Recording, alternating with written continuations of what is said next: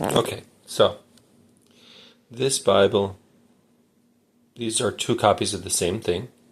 And one of the wonderful things about this is my mom's Bible that she had. I believe she got it a little bit before I got mine. Here's mine. Now this I got when I was in high school. So this is what happens when a high schooler leaves his Bible on top of cars and throws it in backpacks and that kind of thing. And I guess it's important in the sense that you can see that these fake leathers do not hold up. One of the cool things about a legacy Bible is, so apparently I got this in 2000. Let's see, Y2K. But it fell apart. Now, an adult-owned Bible would not take this level of abuse, but mine did. So, as I look, I'm trying to look right now and see if it says like what kind of fake leather or anything like that this is. This leather does not smell like leather, and it's a pretty traditional way to get into a high-end Bible. Now this is a New American Standard, so the version is going to be like the 95 NASB, which is going to be one of the most conservative, really close word-to-word translations of the Bible. There is now one that was purchased by MacArthur. They purchased this 95 version of the NASB, and it has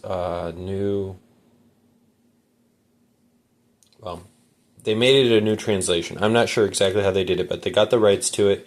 New American Standard no longer publishes this version, and their newer version is not as good, and it's, I don't like to say that a version is as good or not as good because they have different objectives, but the point is that they replaced it with one that does the original purpose of the New American Standard version of the Bible. The new one leaves that purpose. Instead of the new one being updated and serves that purpose better or more closely or something like that, they just made their version less distinct, and so they really have lost a lot of influence. People who like the New American Standard would choose it because of the purposes that it was made for. So here's my mom's. You can see we've got red letter. You can see that it is fairly bendable without creasing or whatever. The stress marks definitely show up, and because it is not a real leather, they're going to exist as creases, not as wear marks, but as creases. The edges are going to fray like this. They're going to crack and break. This would not happen with a real leather. Now, what are the advantages of having a Bible that's, one that you use a lot? Just as an example, in here, there's no real notes taken, but you can see up here, my mom had a little note here, civil disobedience. So it'll be interesting just to see, in flipping through a book a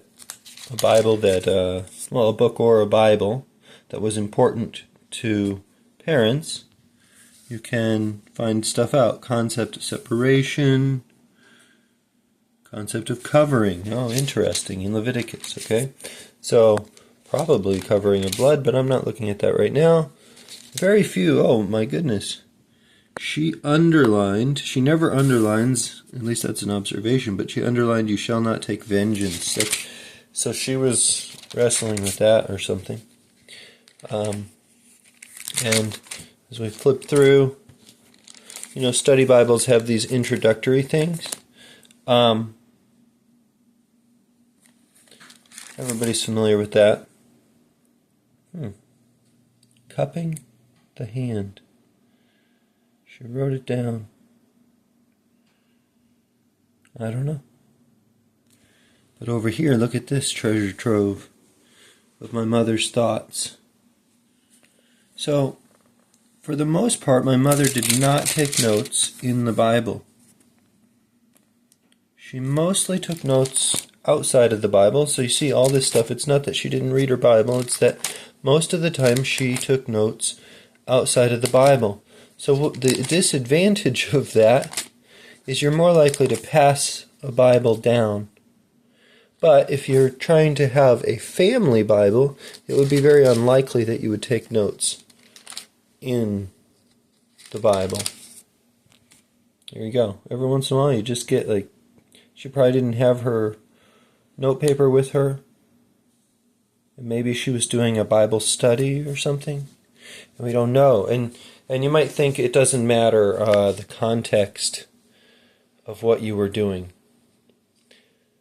But if your notes are there and you make notes that somebody could read later, it sure could be a blessing to your children, to maybe your grandchildren someday.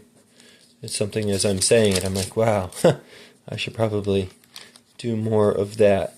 Of course, if you are in high school, then you may go overboard, and maybe somebody could learn something, but you'll see in my Bible I highlighted, but then I did this like heavy highlighting. And of course, heavy highlighting and I'll underline all of this is just not going to mean much. Now this Bible, I don't know how many times I read it. Maybe, this is Old Testament, maybe 5 times I went through the whole thing, but probably 20 times I went through most of it. I know that I went through the New Testament in this at least 30 times.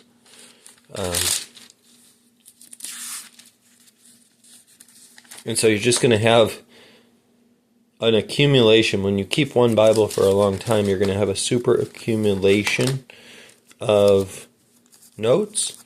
They're not going to tell you how old you were when you made it. See, in 2000, I was